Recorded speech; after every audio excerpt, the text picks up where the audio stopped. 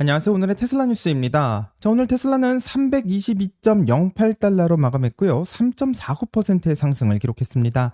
자, 스페이스X는 114.53달러를 기록했고 5.68%의 상승으로 이 테슬라보다 좀 크게 오른 상황인데요. 오늘은 유럽에서 날아온 소식은 솔직히 좋은 소식은 아니었고 이탈리아와 포르투갈 두 나라에서 테슬라 등록 대수가 동시에 반토막 넘게 깨졌다라는 소식이 나왔습니다. 자, 심지어 바로 전달인 6월에는 이탈리아가 오히려 증가했던 나라였었는데 이런 악재 같은 소식에도 오늘 주가는 3% 상승했고 왜 악재가 나왔는데 주가는 오히려 오르게 되었는지 이것이 오늘 방송의 핵심 질문일 것 같습니다. 자, 시장은 이 악재를 정말 몰랐을까요? 아니면 이 사실을 알면서도 이 다른 이유를 보고 있는 것일까요? 그럼 지금부터 한번 확인해 보겠습니다. 자, 끝까지 함께 해주시길 바라고요. 출발할게요.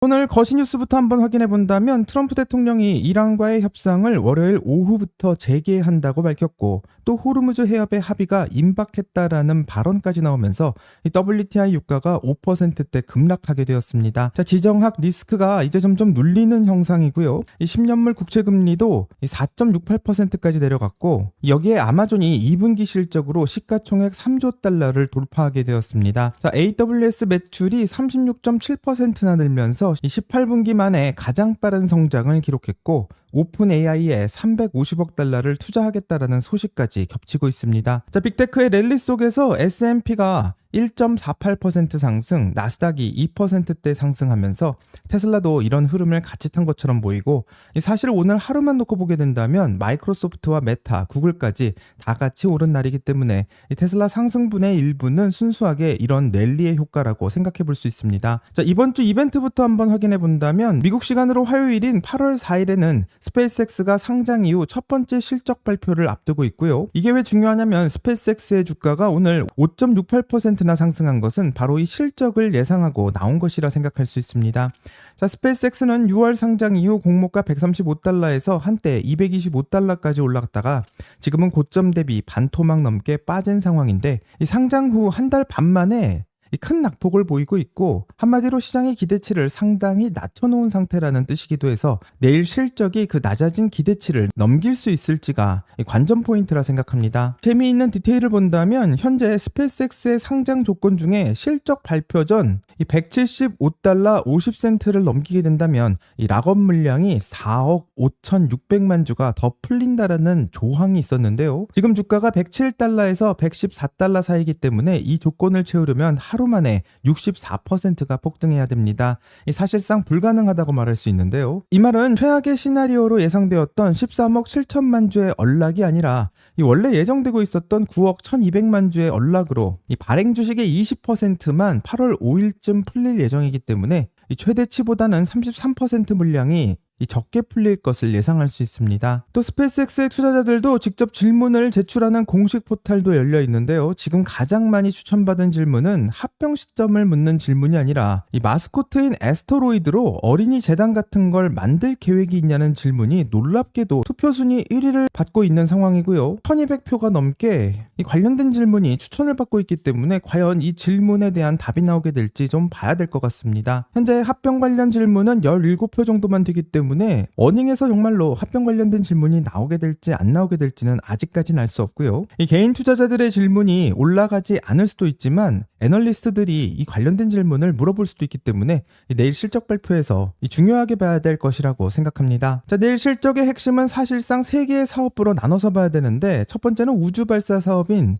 스타링크로 대표되고 있는 커넥티비티, 그리고 2월 xAI와 합병 후 새로 생긴 AI 사업부고요. 1분기 기준으로 커넥티비티만 유일하게 흑자가 나왔었고 AI 사업부는 매출 8억 1,800만 달러에 영업 손실이 24억 6천만 달러로 적자폭이 훨씬 더 크다는 것을 볼 수 있습니다. 현재 엔트로픽과는 월 12억 5천만 달러의 계약을 가지고 있고 구글과는 월 9억 2천만 달러 규모의 AI 데이터 센터 임대 계약이 있지만 현재 회사는 공식 가이던스를 낸 적도 없었기 때문에 과연 하반기나 내년 전망에 대해서 어떤 숫자가 나오는지가 월가에서 가장 집중할 거라 생각합니다. 자, 그럼 지금부터는 오늘의 진짜 이야기로 넘어가 보도록 하겠습니다. 오늘 유럽에서 나온 등록 대수 데이터를 한번 보게 된다면 솔직히 좀 놀랄만 합니다. 자, 이탈리아 교통부가 발표한 7월 데이터를 보게 된다면 테슬라는 이탈리아에서 105대를 팔았다고 하는데요. 이 작년 7월보다 무려 77%나 줄어든 수치입니다.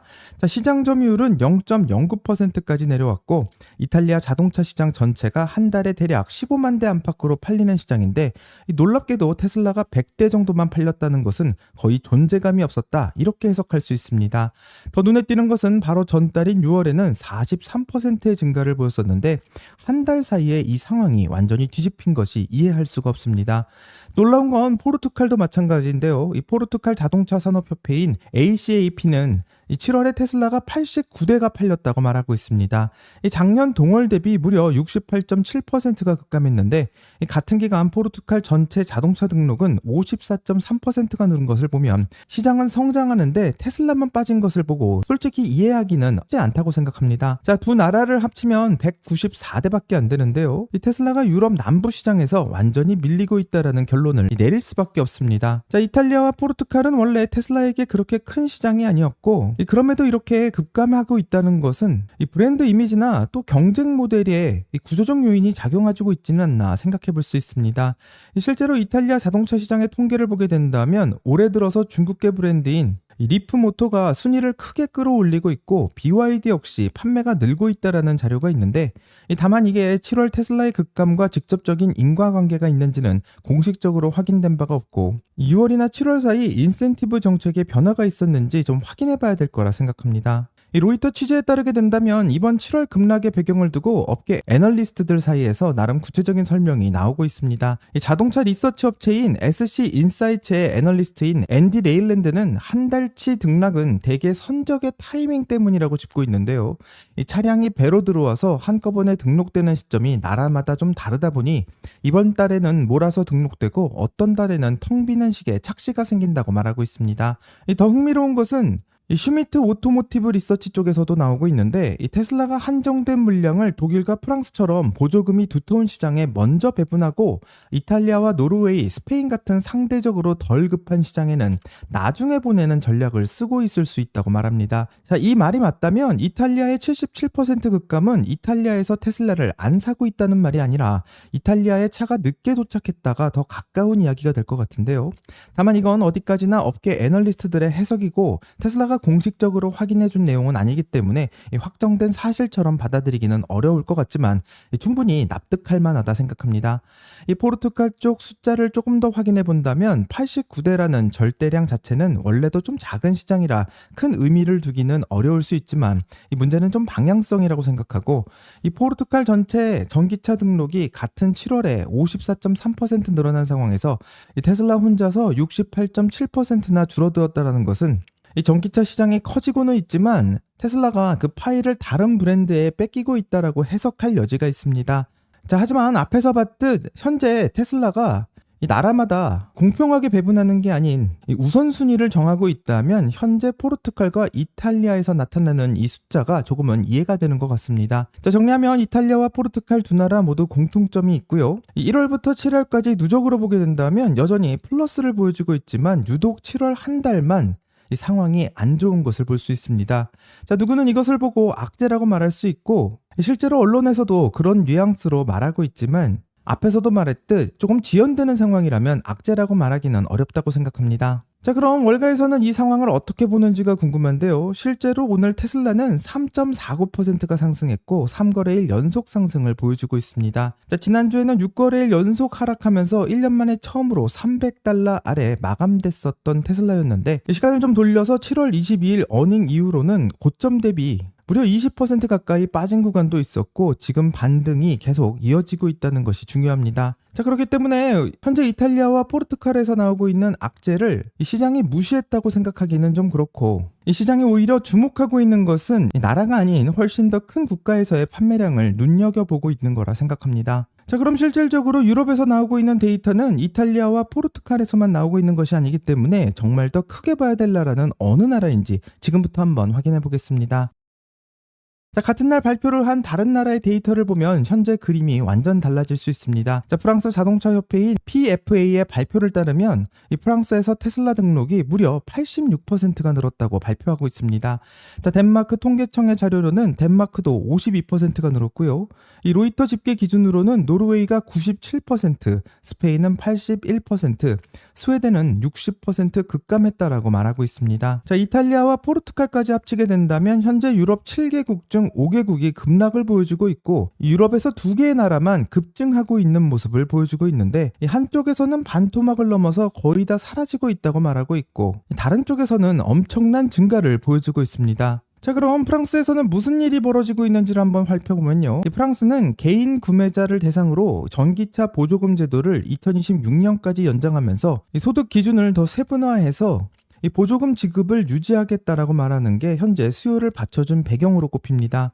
실제로 테슬라의 유럽 판매는 2년 연속 감소했지만 2026년 들어서는 좀 반등하는 흐름을 보이고 있는데, 다른 나라에서는 판매가 줄어들고 있지만 프랑스에서는 크게 늘어나고 있다는 것을 보게 된다면 실제로 테슬라에서는 이 프랑스 쪽으로 이 차량을 몰아주고 있는 것은 아닌가 생각해 볼 수 있습니다. 앞에서 말했듯 덴마크 통계청의 자료에서도 현재 52%가 늘어나고 있는데요. 덴마크는 올해 들어서 전기차에 대한 등록세 감면 구간을 계속 유지하면서 고가의 전기차 구매 부담을 낮출 수 있도록 한 게 현재 수요를 받쳐준 것으로 분석되고 있고, 결국 수요가 늘어나고 있는 두 나라를 보게 된다면 보조금이 작용하고 있다는 것을 볼 수 있습니다. 자, 앞에서 말했던 슈미트 오토모티브에서 테슬라가 한정된 물량을 프랑스처럼 인센티브가 두꺼운 시장에 먼저 밀어주고 있을 가능성을 제기했는데, 실제로 급증한 두 나라를 보게 된다면 프랑스와 덴마크 모두 보조금의 혜택이 견고하다는 것을 확인할 수 있고, 이런 패턴은 우연이 아니라 테슬라의 물량 배분에 대한 전략이 만든 결과일 가능성이 매우 높다고 생각합니다. 자, 정리하면 오늘 유럽의 등록 대수 그림은 프랑스와 덴마크의 급증, 이탈리아와 포르투갈, 스페인과 노르웨이, 스웨덴의 급락으로 볼 수 있지만,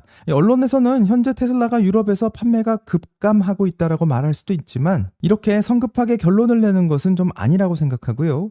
유럽을 전체의 하나의 지표로 뭉뚱그려서 말하는 대신 나라별로 무슨 일이 벌어지고 있는지를 제대로 봐야 되는 시점이라 생각합니다. 자, 그럼 현재 월가에서는 테슬라를 어떻게 바라보고 있는지 궁금한데요. 지금부터는 월가의 시선을 한번 쫓아가 보겠습니다. 자, 오늘 스티펠은 테슬라의 목표 주가를 508달러에서 491달러로 낮추는 발표를 했습니다. 자, 매수 의견은 그대로 유지했지만 목표 주가는 낮췄는데요. 그 이유로는 2분기 매출 총이익률이 1분기 21.1%에서 16.8%로 떨어졌기 때문이라고 말하고 있고, 한마디로 규제 크레딧의 감소와 금융 보조 비용의 증가로 인해서 현재 테슬라의 마진이 감소한 것을 이유로 삼습니다. 그럼에도 불구하고 스티펠이 계속해서 매수를 유지하고 있는 이유는 좀 따로 있는데, 2분기 인도량이 48만 126대로 분기 기록을 세우고 있고, 또 2023년 이후 최대 규모의 주문 잔고를 확보하고 있는데, 여기에 신형 모델 YL의 출시도 수요 회복 신호로 보고 있고, 이 로보택시 중에서도 FSD 버전 15의 소프트웨어가 일부 차량에서 초기 버전으로 돌아가고 있다는 것이 어닝콜에서 확인되었으며, 이 스티펠은 이런 모든 근거를 부분적으로 합산한 후 테슬라에게 매수 의견을 밝히고 있는 것 같습니다. 자, RBC도 목표 주가를 500달러에서 480달러로 낮췄고, 이 베얼드는 목표 주가를 475달러로 유지하면서 옵티머스와 로보틱스를 목표 주가를 높게 유지하고 있는 근거로 들고 있는데요. 현재 발표되고 있는 3개의 리포트를 나란히 놓고 보게 된다면 현재 자동차에서 나오는 마진보다는 앞으로 나오게 되는 자율주행과 로보틱스라는 이 미래의 숫자에 조금 더 무게를 싣고 있다고 생각할 수 있습니다. 한마디로 세 곳 모두 목표 주가는 낮추고 있지만 투자 의견은 하나같이 유지하고 있다는 공통점이 있고, 이 마진이 나빠진 것은 인정하지만 그것을 상쇄할 만한 수요와 자율주행이 있다고 보고 있는 것만 같습니다. 오늘 이야기를 정리하면 언론에서는 현재 유럽에서 테슬라의 판매가 급감했다라는 것을 메인 타이틀로 말하면서 큰 일이 났다라고 이야기하는 것 같지만, 국가별로 보게 된다면 테슬라의 전략적인 배분 문제로 인해서 조금 차이가 나는 것을 볼 수 있었고, 테슬라가 이런 한정된 물량의 배치로 인해서 이런 차이가 나오는 것이라고 말하고 있기 때문에 이 8월달 과연 이탈리아와 포르투갈에서 어떠한 숫자가 나오는지에 따라 이런 가설이 맞았는지 안 맞는지 확인할 수 있을 거라 생각합니다. 자, 오늘의 테슬라 뉴스의 구독자 여러분들은 지금 유럽에서 나오고 있는 데이터를 어떻게 생각하시는지 궁금하고요. 이 댓글을 남겨주신다면 같이 더 이야기를 나눠보도록 하겠습니다. 여기까지가 오늘의 테슬라 뉴스고요. 오늘 영상이 도움이 되셨다면 구독과 좋아요 그리고 알림 설정 부탁드립니다. 오늘 좋은 하루 되시고요. 오늘의 테슬라 뉴스는 내일 또 새로운 소식으로 다시 찾아오겠습니다. 감사합니다.